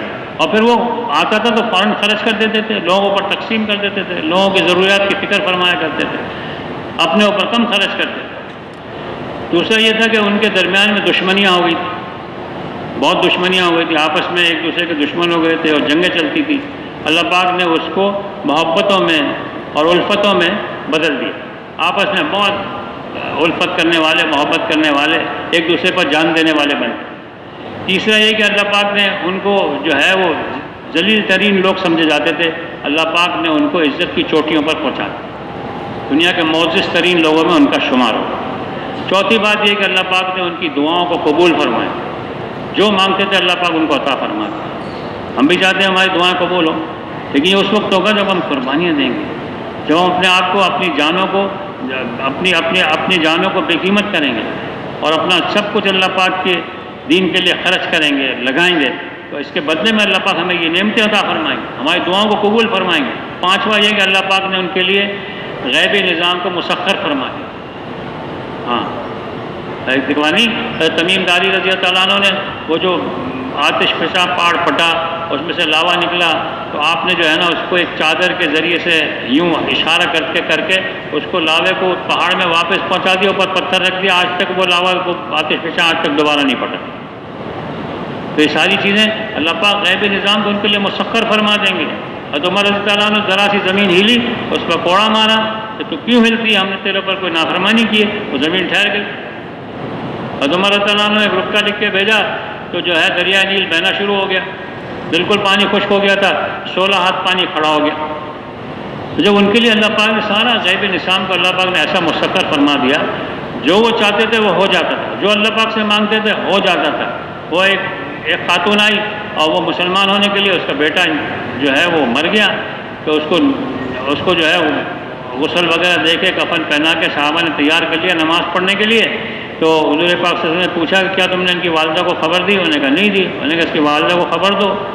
جب والدہ کو بلایا گیا، وہ اس کے قدموں کے پاس بیٹھ کے رونا شروع کیا، اس نے اللہ سے مانگنا شروع کیا کہ اللہ پاک جو ہے وہ میرے قبیلے والے مجھے تانا دیں گے کہ ہمارے معبودوں نے تیرے بیٹے کو قتل کر دیا، میں ان کے تانوں کا کیسے جواب دوں گی؟ اللہ پاک تو اس کو دوبارہ تو زندہ کرے گا ہی، اللہ تو اس کو ابھی زندہ کر۔ اللہ پاک نے تو زندہ کر دیا۔ صحابہ رضوان علیہ مجمعین حیران ہوئے کہ اس کو ہم نے جو ہے وہ کفن پہنایا، اس کو غسل دیا اور صبح ان کے ساتھ بیٹھ کے ناشتہ کیا، کھانا کھایا۔ تو اس طرح میرے محترم بھائی دوستو مختلف مثالیں۔ اور وہ دیکھو وہ چکی جو تھی، وہ چکی خود بخود چلنا شروع ہو گئی گھر میں، آپ نے سنا نا واقعہ؟ گھر میں کھانے کو کچھ بھی نہیں تھا، گھر میں کھانے کو کچھ بھی نہیں تھا، اور وہ جو ہے بالکل بچے بھی جو ہے بھوک کی وجہ سے بلبلا رہے تھے، گھر والوں کے لیے کچھ بھی نہیں تھا۔ تو پھر جو ہے وہ صحابی جو ہے وہ دیکھا کچھ بھی نہیں ہے، تو وہ بھی اللہ کی طرف متوجہ ہو گئے۔ لیکن انہوں نے کیا کیا؟ انہوں نے اپنی اس بھوک کو کسی پر ظاہر نہیں ہونے دیا، پڑوسیوں پر بھی ظاہر نہیں ہونے، خود بخود جان بوجھ کر چکی چلانا شروع کر دی کہ چکی کی آواز جب پڑوس میں جائے گی تو وہ سمجھیں گے ہاں ان کے گھر میں آٹا پیسا جا رہا ہے، گندم پیسے جا رہے ہیں، آٹا نکل رہا ہے۔ جب چکی چلنے کی آواز تو آتی ہے نا، بہت زیادہ آتی ہے، ہاتھ سے چکی چلتی ہے۔ اور انہیں کیا کیا کہ تندور میں کچھ لکڑیاں جلانی شروع کر دی، پتے وتے ڈال کے، تاکہ دھواں بھی نکلے، لوگوں کو پتہ چلے کہ بھائی ان کے گھر میں روٹی بھی پک رہی ہے۔ اتنا زیادہ استغنا ہے، اتنا زیادہ جو ہے اپنی ضرورتوں کو چھپانا ہے تو اللہ پاک کو اس پر بڑا رحم ہے، اللہ پاک نے اس کو بہت پسند فرمایا۔ اور وہ چکی خود بخود چلنا شروع ہو گئی، آٹا نکلنا شروع ہو گیا، اور تندور پورا جو تھا نا وہ روٹیوں سے بھر گیا۔ تو میرے محترم بھائی دوستو، اتنا زیادہ وہ دنیا کی کسی بات کی، اپنے بھوک پیاس کمی کی کسی چیز کی کوئی غم و فکر نہیں ہے، ایک ہی فکر ہے کہ اللہ کو راضی کرنا ہے، اللہ کی عبادت کرنی ہے، اللہ کے احکامات کو پورا کرنا ہے، اور اللہ کے دین کی محنت ایسی کرنی ہے کہ اللہ کا دین ساری دنیا میں زندہ ہو جائے۔ تو اللہ پاک نے ہمیں آپ کو اس محنت کے لیے چنا ہے، منتخب فرمایا گیا، ہم اور آپ بھیجے گئے، نکالے گئے لوگوں کو نیکی کی طرف بلانا اور برائیوں سے روکنا، اللہ پر ایمان لانا، اور یہ ہمارا اصل کام ہے، ہمارا اصل مقصد ہے، ہماری اصل ذمہ داری ہے۔ ہم کون ہیں؟ ہم تاجر نہیں ہیں، ہم دکاندار نہیں ہیں، کارخانہ دار نہیں ہیں، مزدور نہیں ہیں، ہم جو ہے وہ ملازم پیشہ نہیں ہیں، ہم زمیندار نہیں ہیں، ہم تو حضور پاک صلی اللہ علیہ وسلم کے امتی ہیں۔ اور حضور پاک صلی اللہ علیہ وسلم کے امتی کی حیثیت سے ہمارا کام کیا ہے؟ لوگوں کو اللہ کی طرف بلانا، لوگوں کو اللہ سے جوڑنا، لوگوں کو اللہ والا بنانا، لوگوں کو اللہ کے دین پر چلنے والا بنانا۔ یہ ہمارا حضور پاک صلی اللہ علیہ وسلم نے فرمایا یہ میرا راستہ ہے، اور میرے ماننے والوں کا بھی یہی راستہ ہے۔ میرے محترم بھائی دوستو، اللہ پاک نے ہمیں کھانے کمانے کے لیے نہیں بھیجا، پہننے اوڑھنے کے لیے نہیں بھیجا، ہمیں تو اللہ پاک نے حضور پاک صلی اللہ علیہ وسلم والے کام کے لیے، فکر کے لیے بھیجا ہے۔ آج ہم اس کام میں کمی آنے کی وجہ سے اور ساری دنیا میں جو ہے وہ گمراہی پھیل رہی ہے، بے دینی پھیل رہی ہے، مسلمانوں کا دین پر چلنا مشکل ہو رہا ہے۔ ہمارا آپ کی جو مجمع جو ہے نا، یہ مجمع ہمارا کافی ہے۔ اگر یہ مجمع ٹھان لے، نیت کر لے، ہم اس وقت تک چین سے نہیں بیٹھیں گے جب تک اللہ کا سارا دین ساری دنیا میں زندہ نہ ہو۔ تو اللہ پاک جو ہے ہمیں آپ کو ہدایت کے پھیلنے کا ذریعہ بنائیں گے۔ ہمارے ذریعے سے کتنے لوگوں کی زندگیاں بدلیں گی، لاکھوں کروڑوں لوگ دین پر چلنے والے بنیں گے، اور اور اس کے بعد یہ سلسلہ قیامت تک چلتا رہے۔ دیکھو صحابہ رضوان علیہم مجمعین سے لے کے اب تک کا جو زمانہ ہے نا، وہ تو ہمارے ہاتھ سے نکل گیا، ہم تو زمانے میں تھے ہی نہیں، لیکن اب سے لے کے قیامت تک کا زمانہ ابھی بھی ہمارے ہاتھ میں ہے۔ اب اگر ہم محنت کریں گے تو اب سے لے کے قیامت تک جتنا دین زندہ ہوگا وہ سب ہمارے کھاتے میں آئے گا انشاءاللہ۔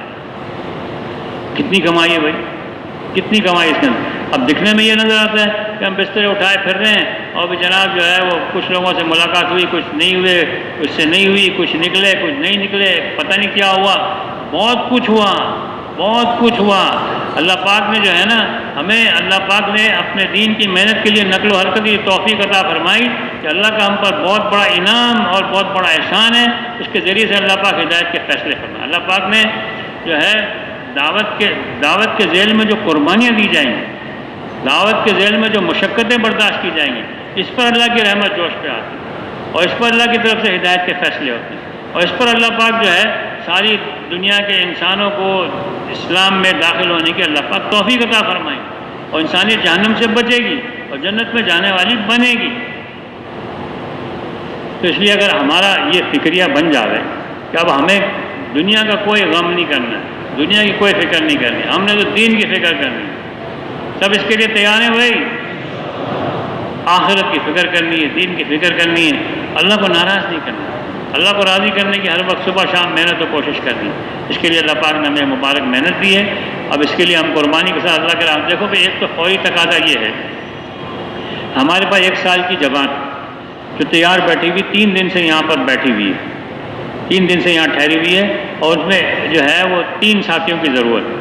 9 ساتھی تیار ہے، 12 ساتھیوں کی جماعت ہوتی ہے، لیکن نقد جانا ہے۔ تو بتاؤ اللہ پہ بھروسہ کر کے جو آدمی نقد نکل جائے گا، پوری جماعت کے مکمل ہونے کا ان کو اس کو ثواب ملے گا، اور پوری جماعت جو ہے وہ جتنا کام کرے گی اس سب میں اس کا حصہ ہو جائے گا۔ ایسی قربانی کے ساتھ نکلنا کہ اللہ پاک راضی خوش ہو جائے۔ تیار نہیں تھا، تیار ہو بھائی۔ اجتماع میں ایسا ہوا، رائمنڈ کے اجتماع میں مجھے ایک آدمی ملا، بولا کہ میں جو ہے بالکل تیاری کے ساتھ نہیں آیا تھا، لیکن اجتماع میں بیٹھ کر اور وہاں کے ماحول سے میں اتنا متاثر ہوا، میں اب نقد نکلنے کے لیے تیار ہوں۔ تو بھائی آخر گھر کا کیا ہوگا، تمہارے بچوں کا کیا ہوگا؟ انہوں نے کہا میں نے گھر والوں کو ایک خط لکھ دیا ہے کہ جو کچھ گندم تمہارے گھر میں پڑا ہوا ہے نا، اس کو بیچنا نہیں، اس کو اپنے پورا سال تک استعمال کرتے رہنا، میں آؤں گا پھر دیکھیں گے۔ تو ایسی قربانی کے ساتھ اللہ کے راستے میں نکلنا، اللہ کو یہ بہت پسند ہے قربانی، اس پر اللہ کی طرف سے ہدایت کے فیصلے ہوں گے۔ تو ایسے فرمائیں کہ جو سال اندرون کے لیے فوری طور پر تیار ہیں نقد اللہ کے راستے میں جانے کے لیے، وہ کون کون احباب؟ ارشاد فرمائیں 3 ساتھیوں کی ضرورت ہے، صرف اتنا بڑا مجمع، صرف 3 احباب کی ضرورت۔ دیکھو بھائی آج نہیں تو کل دنیا سے جانا ہے، سب کچھ چھوڑ کے جانا ہے۔ کہتے ہیں ہمارے کاروبار کا کیا ہوگا؟ تو بھائی کاروبار ایک دن چھوڑنا پڑے گا، نہیں چھوڑنا پڑے گا؟ ہمارے بیوی بچوں کا کیا ہوگا؟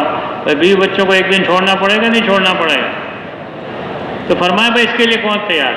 اللہ پر بھروسہ کر کے، اللہ پر بھروسہ کر کے بتائیں کہ میں انشاءاللہ میں چاہتا ہوں کہ اللہ کا دین ساری دنیا میں زندہ ہو جائے۔ اس کے لیے اللہ پاک نے یہ مجھے سعادت، یہ موقع، یہ غنیمت، یہ ایک تقاضا آیا ہے نقد نکلنے کا۔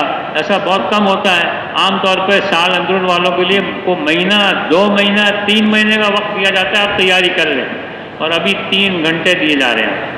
سبحان اللہ۔ یہ باقی ہم آپ کی خدمت میں گزارش ہے تشریف رکھیں، تھوڑی دیر تشریف رکھیں، جس طرح ماشاءاللہ آپ نے جم کر بات سنی پوری، تو اس لیے بھی تھوڑی دیر کے لیے بھی تشریف رکھیں، اللہ کی طرف متوجہ جو ہے۔ سال اندرون کے لیے نقد فرمائے ماشاءاللہ۔ کون ساتھی ہمت کرتے ہیں؟ ہے کوئی بھائی؟ ماشاءاللہ ہمت کریں، اپنے اشارے سے بتا دیں میں نقد تیار ہوں۔ آپ تیار ہیں نقد؟ چلو بھائی، ایک ساتھی ہو گئے، 2 ساتھی اور ہمت کریں نقد سال کے لیے ماشاءاللہ۔ آپ کے قواعد تو پورے ہیں نا؟ 3-4 لگے ہیں، 4 میں لگے ہیں، شادی بھی ہوئی ہے نہیں؟ شادی شدہ ہونا چاہیے، 3 چلے لگے ہوئے ہونے چاہیے، 3 چلے کے بعد 2 چلے لگے ہوئے ہونے چاہیے، یہ ہمارے قواعد ہیں۔ اور مقامی کام کرتا ہوں ماشاءاللہ، تو فرمائے ماشاءاللہ، فرمائے ماشاءاللہ، اور ہمت کریں ماشاءاللہ بولے بھائی بولے۔ آگے اور بھی تقاضے آ رہے ہیں، ابھی اٹھنے کا وقت نہیں ہے، ابھی تو بیٹھنے کا وقت ہے، جمنے کا وقت ہے، اللہ سے مانگنے کا وقت ہے، ذکر کا وقت ہے، ہم اللہ سے دعائیں مانگیں، اللہ پاک سارے تقاضوں کو پورا فرما دیں۔ یہ ساتھی اٹھ رہے ہیں، ان کو پیار محبت سے بٹھائیں، تھوڑی دیر تشریف رکھیں۔ ارشاد فرمائے ماشاءاللہ۔